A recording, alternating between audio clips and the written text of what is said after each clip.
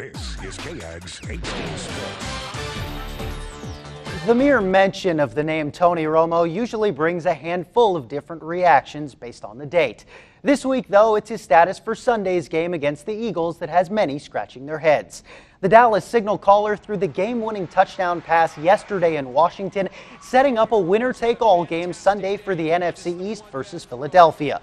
But earlier today, ESPN reported Romo suffered a herniated disc on this play against the Redskins and will miss the remainder of the season. His head coach Jason Garrett spoke with the media this afternoon and told a very different story. We have not made that determination at all at this point. You know, like with any player, the day after a game, you just want to see what the injury is. And we've done that with Tony, and we want to get him involved in treatment as quickly as we can, and we've started that process. Sunday night, right here on KAGS, the Eagles visit the Cowboys in Arlington with a playoff spot on the line.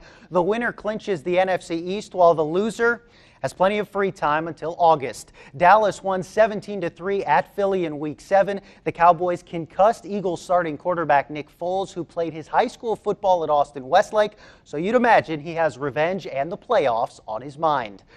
Much like the loser of that game, Von Miller will also watch the playoffs. The Aggie and Broncos linebacker's rough year continues as his season ends. Number 58 tore the ACL in his right knee in the first quarter of yesterday's win.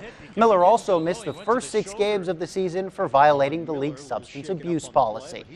The bad news keeps on coming for Aggie linebackers, this regarding the Ag's current starter. As we mentioned earlier in the show, freshman linebacker Darian Claiborne was arrested on 2 drug possession charges Sunday afternoon. Claiborne was tied for the team lead with 89 tackles, but he won't make one in Atlanta versus Duke. He has been suspended from the team and will not travel to the Chick-fil-A Bowl.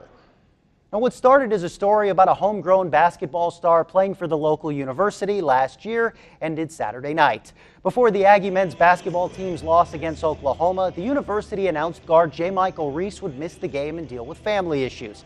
Hours after the Ags' 12-point loss to OU, Texas A&M said Reese had been dismissed from the team following a violation of athletics department rules and regulations.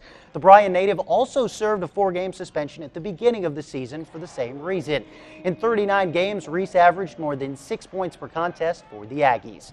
Now, from the association tonight, just up the road where the Mavs visited the Rockets, Dallas trailing by 7. Dirk Nowitzki leading the comeback, drains the fadeaway. Dallas outscores Houston by 15 in the quarter. Mavericks up by 10 in the fourth. Jay Crowder wide open in the corner, drains the 3-ball, and it is a 13-point game. But the Rockets cut the lead at half. Nowitzki had a game-high 31 on 11 of 18 shooting. That's going to go down, and Dallas wins by 7.